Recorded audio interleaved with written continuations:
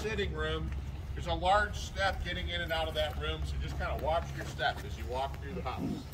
The top floor upstairs, the same stairway General Grant used to go upstairs. We get to go up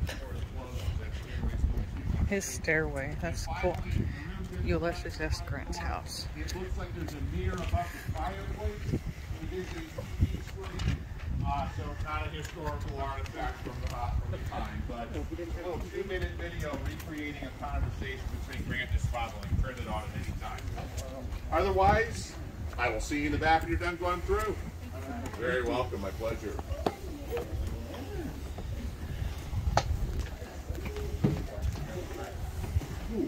It's so chilly in here. Wow. Turn it on. Oh, that's cool.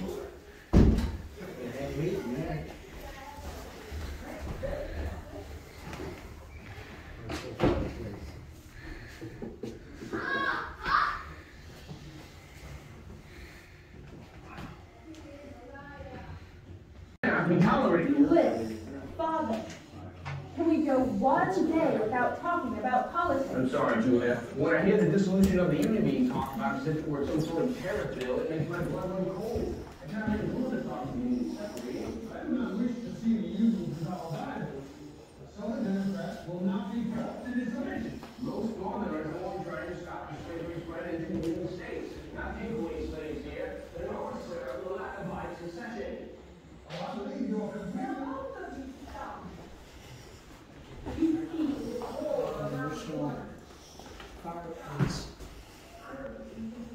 That's cool, huh?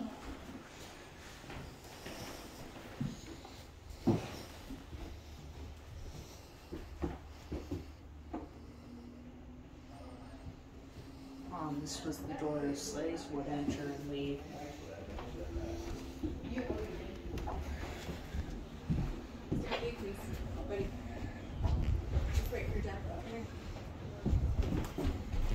And there's that room.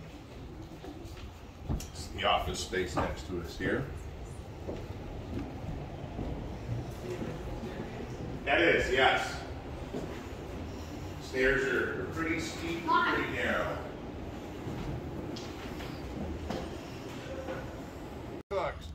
The previously mentioned summer kitchen is right here in the stone building. The door on the right is the summer kitchen. One on the left is the laundry room. That was the 3-car garage in the 1900s.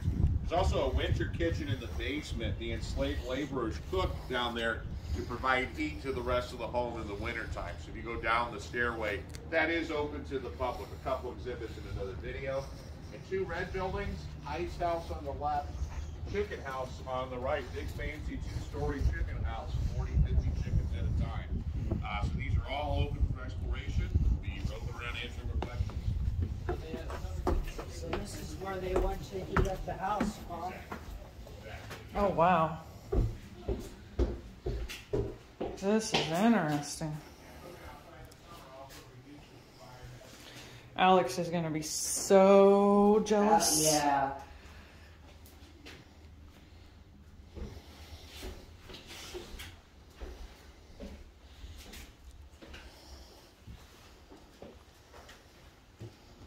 Oh, wow, Chris.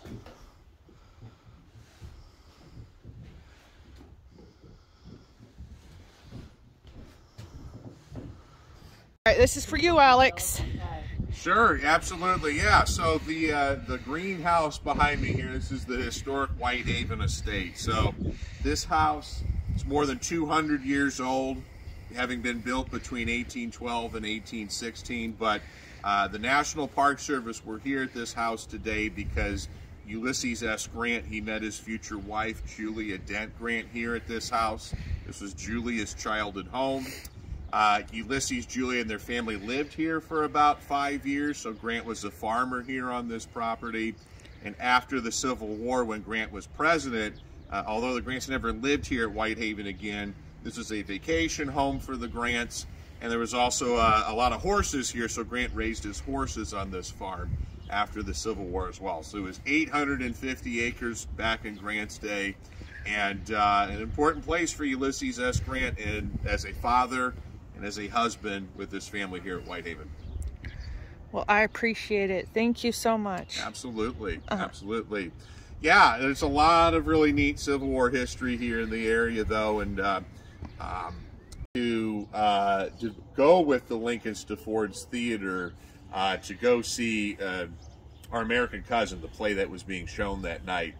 However, Julia and Ulysses, their 4 children, they were actually in Philadelphia. The Grants had a home in what's the town? It's in New Jersey, Burlington, New Jersey. It's a suburb of Philadelphia. So the 4 children were in Burlington, and the Grants wanted to go see their kids. And Julia Grant kind of had an icy relationship with Mary Todd Lincoln. They didn't have the greatest of relationships, and Mary Lincoln accused Julia of wanting to move into the White House and become First Lady. She was very jealous of the Grants' popularity during the war, so the Grants declined the invitation to Ford's Theater.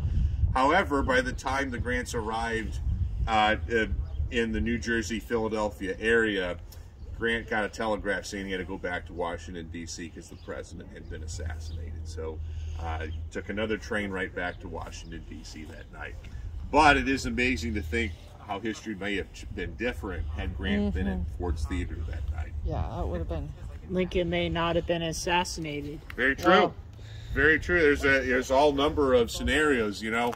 Both of them could have been killed. Taken out, yeah. None of them, both of them, you know, would have made it out alive. It's interesting. So, oh gosh, I can't remember the person that assassinated. What do you think the meaning of what he said after he shot Lincoln and then jumped down and eventually broke his leg? What do you think the meaning of what he said to the audience after he did the assassination? Yeah, I think in John Wilkes Booth's mind, he was sort of liberating, you know, supporters of the Confederacy when he yelled out "Sic Semper Tyrannis." He was sort of making this argument that the Lincoln administration and the U.S. government as a whole had infringed upon the rights of the South, and that he was sort of, you know, doing a favor for the country by assassinating Lincoln. Having said that, though, Booth was very surprised because you know, it was a 12-day manhunt. You know, he ran away, and the army was on a manhunt for him to try to capture John Wilkes Booth. And while he was hiding out, he read some of the newspapers. He hid in both Maryland and eventually was killed in Virginia. And Booth was shocked because he read the newspapers, and a lot of the Confederacy's leaders said that this was a horrible thing, that it shouldn't have happened. And Jefferson Davis and Robert E. Lee, everybody was saying that, you know, Lincoln was going to be a good leader in terms of promoting peace moving forward. You know, his second inaugural address, Lincoln talks about malice towards none. And so a lot of the Confederate leaders were very concerned about who might take charge after Lincoln's death. So Booth was pretty shocked to find out that he was universally condemned in the Confederacy, even though he thought he was doing the right thing. So he must have regretted killing. On the run, and then there was. Well, and he had a broken leg, so he couldn't really get that far. So. Correct. And there had been several. There's been several people who let him stay at their property. There was a doctor, Dr. Samuel Mudd in Maryland, who was sympathetic to the Confederacy, and when Booth knocked on his door, he let him stay for a few days at his farm.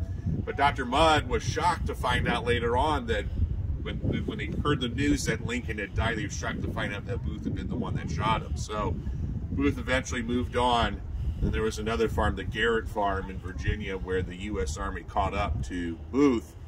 And the Army wanted to capture Booth. They didn't want to shoot him, because they wanted to take him in and they wanted to question him and whatnot. But one of the soldiers in the Army, there was this guy named Boston Corbett. And Boston Corbett ended up, he took a shot and hit John Wilkes Booth.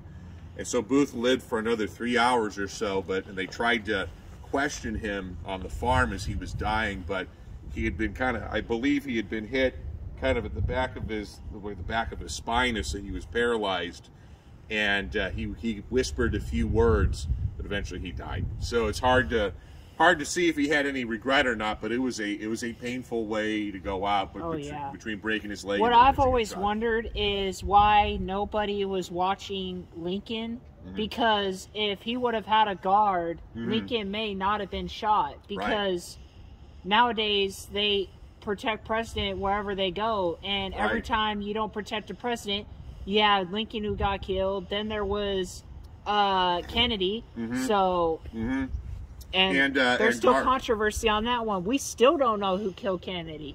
We still don't know. And one was shot at, right? Well, both James Garfield and William McKinley were presidents that were also killed. And then other presidents have been shot at. Andrew Jackson was shot, Ronald Reagan was shot, and they survived. But it's, Yeah, the Kennedy one is really mysterious. We still don't know. There's so many questions on there was that one. also a family member of Kennedy's that was shot also. Wasn't it his brother? Robert Kennedy? I think so, yeah. I don't know as much about that. I'm in the 19th century, so I'm not 100% sure, but I can tell you though that Lincoln did have a bodyguard, but leading up to the show at Ford's Theater, Lincoln actually told his guard to go home. He wanted to be able to just enjoy the play without having to be worried about his security, because Lee had surrendered to Grant at Appomattox just a few days before. So for Lincoln, he could finally breathe a sigh of relief knowing that the war was coming to an end, but then in letting his bodyguard go home ended up being he let his guard mistake. down. Right. Yeah.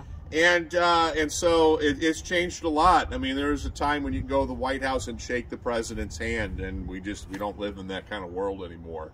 Any paranormal sightings of like Grant or whatever has been seen on the property? You're not the first person to ask a question like that. All I can say is that I've never seen anything to that effect. I've been here for about 8 years, and this place has so much history. Yeah, the slaves, Grant, his family. Yeah, for sure. There's had to be sightings. There may be somebody else has seen something. It's hard to say though. There's some times where we've done like special events in the evening, and we've been here at dark and going through the house and whatnot. Haven't seen anything, but I guess you can never fully rule it out. Yeah, anything's possible. This house has so much history. Sure. Absolutely. Had upwards of 20 to 25 horses at a time. I told you it looked like a barn, and that one kind of looked like a I don't know, like a big version of a schoolhouse. Yeah, the idea. So the visitor center, that's pretty new. It dates back to 2005, and they wanted to kind of have it sort of look like a barn or something to that effect when they built it. That was sort of the thinking behind it. But with the horse stable, it's about 150 years old, dating back to Grant's presidency. It was about 1871 when the stable was completed. So part of it still looks like a horse stable, but then the rest of it, most of it, we've turned into, we have 6 permanent galleries inside the Parks Museum. All right. And we have a 22-minute video, and so that you can, showing that video on request today, and you can definitely watch that video as well.